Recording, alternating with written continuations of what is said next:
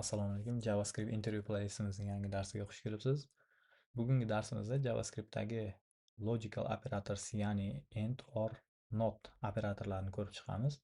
Intervyuda eng ko'p kerak bo'ladigan qismi bu operatorlarning qiymatlarini qanday qaytarishi va short circle evaluation qanday ishlashini ko'rib chiqamiz. Demak, birinchi operatorimiz and operatordan boshlaymiz. Bu and operatori oddiy boolean qiymatlar bilan ishlaganda ikkala tomon ham true bo'lsa, natija true bo'ladi. Agar tomonlardan bittasi false bo'lsa, natija false bo'ladi. Demak, kod yozib yaxshiroq tushunishga harakat qilamiz. Demak, kodimizni yozib boshlaymiz. Boya aytganimizdek, bitta tomonni true va ikkinchi tomonni ham true qilib qo'yamiz. Natija true bo'lyapti. Endi bu joyda bitta tomonni false, bitta tomonni bu joyda ham false qilamiz. Ko'rib turganingizdek, qarang. Bu kodda ikkita true bo'lgani bilan bu true qaytaryapti va ikki tomonning bittasida true false bo'ladigan bo'lsa, demak natija false qaytaryapti. Endi bu joyda joyni almashtirib yozib qo'ydik. Bitta masalan boshdagi true, oxiridagi false bo'lsa ham bizga false qaytaryapti. Lekin JavaScriptda bitta muhim qismi bor, ya'ni har doim ham bu end operatorimiz har doim ham true yoki false qaytarmaydi. Misol uchun boolean qiymat bo'lmaganlarda qanaqa bo'ladi? Demak, yozamiz. Mana buni kommentga olib qo'yishdan oldin mana qilamizda. Endi olib keyin komment qilib qo'yamiz. Xo'sh, demak, endi qanaqa bo'ladi? Endi mana bunaqa bo'ladi. Masalan, string qilamiz, hello.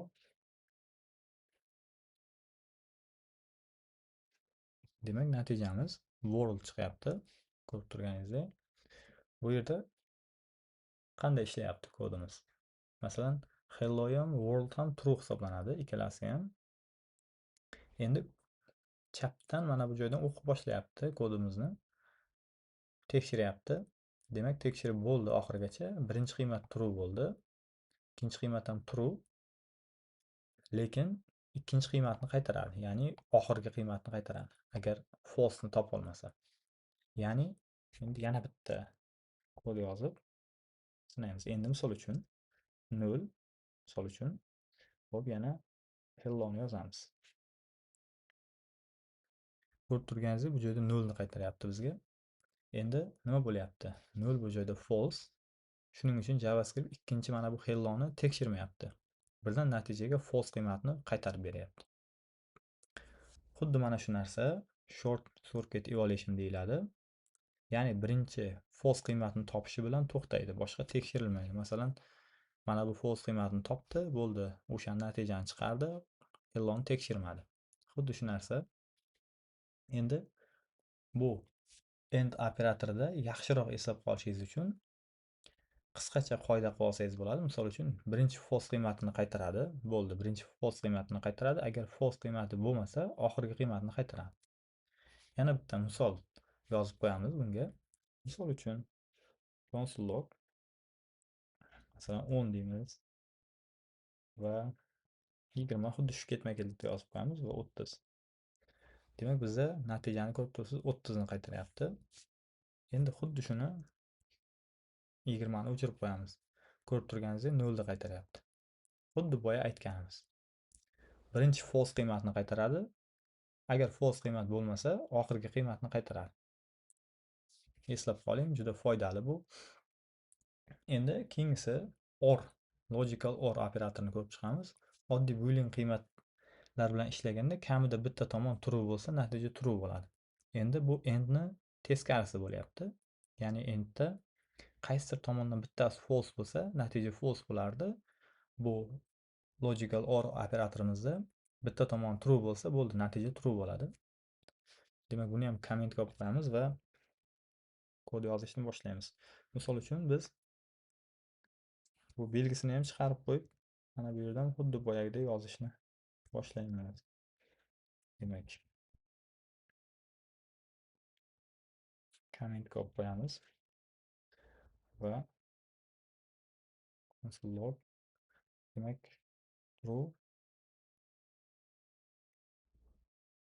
Xo'sh, bu joyga false qilaylik. Endi bu joyga 3 ta qilib olamiz. Endi Bu xuddi teskarisi bo'ladi. False bu tomonga true va bu joyga false. Endi tekshiramiz. Qarang, ko'rib tursiz. Birinchida true bilan false turibdi va bu joyda true chiqyapti, chunki bitta tomoni true. Endi ikkinchi qatorda ham birinchi false keyin true turibdi va yana natija true turibdi. Ikkita false bo'lsagina false chiqaryapti. Demak, endi lekin or operatori faqat boolean qaytarmaydi, xuddi yuqoridagidek. Mana bu stringlar bilan ham endi sinab ko'ramiz. Misol uchun bu yerda kommentga olamiz va yozamiz console log. Xo'sh, xuddi yuqoridagidek bo'sh string qilaylik. Demak, bu joyga hello deb yozamiz. Natija hello chiqyapti. Birinchi qiymat bo'sh string, ya'ni false bo'lyapti. Birinchi qiymatimiz bu joyda mana birinchi qiymatimiz false, ya'ni bo'sh string bo'lgani uchun. Shuning uchun JavaScript keyingi qiymatga o'tadi. Masalan, hello ni keyin o'qiyapti. Agar hello true bo'lgani uchun uni qaytaryapti. Ya'ni yuqorida aytdik, ikkalasidan bittasi true bo'ladigan bo'lsa, bizga true qiymatini qaytaradi. Xo'sh, endi yana natija. Demak, bu joyga endi xuddi yuqoridagidek hello world deymiz. Hello bo'lyapti. Endi bu joyda ko'rishimiz mumkin. Hello true bo'lgani uchun JavaScript shu yerda to'xtayapti. Ya'ni birinchi qiymat true bo'lyapti va true ni topyapti, to'xtayapti, natijani chiqaryapti. Endi bu or operatori uchun kichkinagina qoida. Demak, yuqorida biz end operatorini ko'rdik. Birinchi false qiymatni qidiradi. Bu or operatori xuddi shuni teskarisi, birinchi true qiymatni qidiradi. Masalan, bu ikkalasini ajratib olsangiz bo'ldi. Siz JavaScriptda intervyu savollarida aniq ko'proq narsani yecha olasiz. Misollarda ham. Endi logical not operatoriga ko'ramiz. Endi bu operatorga misollar bilan birdan yozib boshlaymiz. Bu operatorimiz o'zi qanaqa ishlaydi? Masalan, bitta undov belgisini bilasiz. O'sha undov belgisi qiymatning mantiqiy holatini teskariga o'zgartiradi. Ya'ni xuddi bunga ham anaqa anglatib turish uchun yozib qo'yamiz. Ya'ni kodi alohida bo'lib turish uchun. Xo'p, mana buni tepaga chiqarib qo'yamiz. Demak, notni ko'ramiz. Bu joyda console log true. Endi ko'rib turganingizdek false. Ya'ni yuqorida aytdik, qiymatning mantiqiy holatini teskarisiga o'zgartiradi. Endi xuddi shunday false ni yozasiz. Bu true. Ko'ryapsizlar, oldida mana bu o'zimizga tanish bo'lgan undov belgisi bor. O'sha orqali buni teskariga o'giryapmiz. Endi yana bu joyda faqat boolean qiymat emas, endi string yozamiz. Hello. Natijamiz hello. Endi oldiga undov belgisini qo'yamiz. Bu false qiymat bo'lib qoldi, chunki hello true edi. False qiymat bo'lib qoldi. Xo'p, endi misol uchun 0 bilan ishlab ko'rsak ham esda qolish uchun ko'proq misollar bilan keltiryapman. Demak, 0 bilan ko'radigan bo'lsak, mana bu true. Ya'ni 0 false bo'lgani uchun biz oldiga buni qo'yganimiz uchun mana bizga true ni chiqarib beryapti. Xo'sh, endi bu joyda biz mana bittalik undovda endi ikkitalik undovni ko'rib chiqamiz. Ya'ni mana bu qismga ikkitalik undov deb belgilab qo'yamiz. Xo'sh, bu nima qiladi? Intervyularda ikkitalik undov ham uchrab turadi. 2 marta undov ishlatilganda qiymat booleanga o'zgartiriladi. Ya'ni true qiymat true bo'ladi, false qiymat false bo'ladi. Demak, bu kodimizni ham yozib tekshiramiz. Misol uchun console log. Endi boya aytganimizdek ikkitalik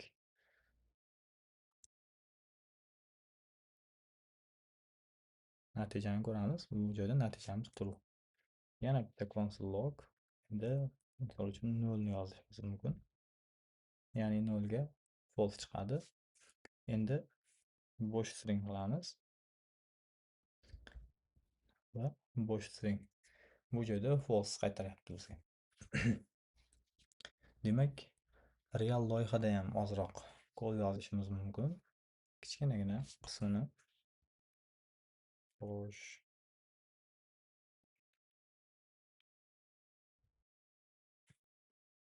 Demak, bu joyda nima qilamiz? Bitta o'zgaruvchi yaratamiz.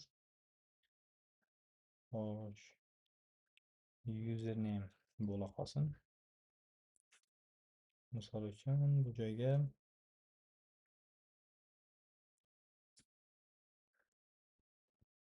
is login bo'lsa, xo'p, va true.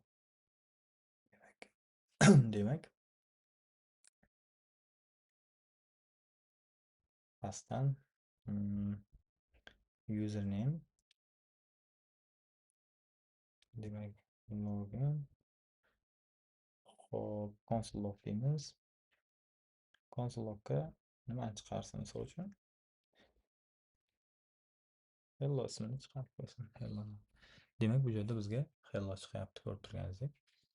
Ya'ni endi real loyihalarda shart bajarilganda kodni qisqa yozish uchun ham ishlatiladi. Bu yerda mana bu kodimizda ko'rib turganingizdek username va is login true bo'lsa console log ishlaydi. Agar false bo'lsa JavaScript ikkinchi qismini bajarmaydi. Ya'ni bu qismini bajarmaydi. Va buni ham olib qo'yamiz. Endi keyingi operatorimiz, ya'ni or operatorini ham ko'rib chiqamiz. Demak,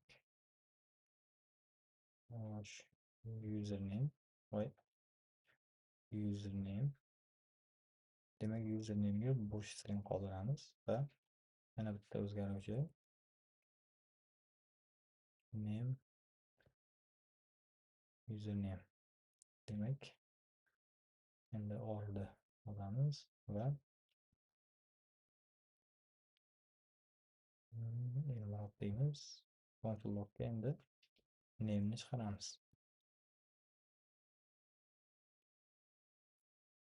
Ko'rib turganingiz name. Bu joyda nima bo'lyapti?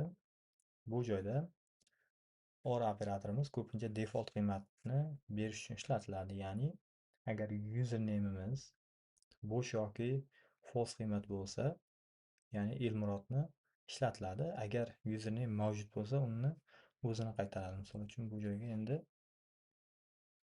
Ali deb qo'yadigan bo'lsak, bizga Alini qaytaradi.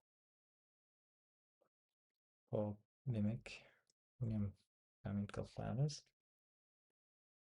Endi xo'sh. Endi nimani ko'rib chiqsak bo'ladi? Endi taxminan bularni ketma-ket ko'rib oldik. Bizda nima qoldi bizda?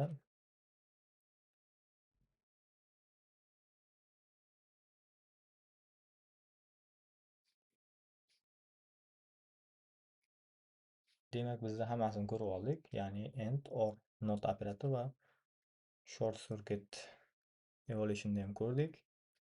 Demak, darsimizni yakunlasak bo'ladi.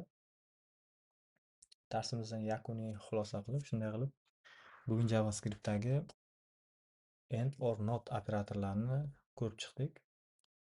Eng muhimi, bu operatorlar JavaScript'da faqat true yoki false bilan ishlatilmasdan va short circuit evolution orqali boshqa, masalan, bo'sh string yoki string numberlarni ham qaytarish mumkinligini tushundik.